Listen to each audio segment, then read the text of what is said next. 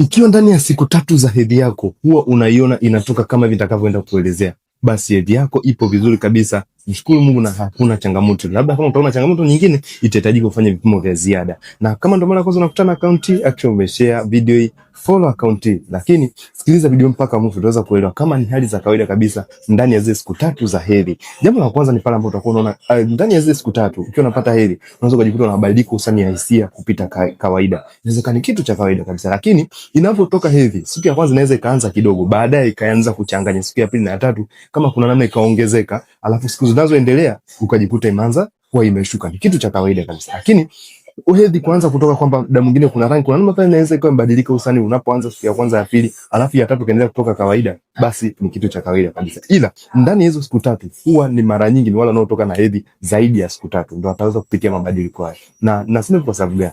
Nipo na wewe katika safari hii ya kuita. Hebu niambie, wewe ndani ya siku 3 zako za hedhi huwa inatokaje?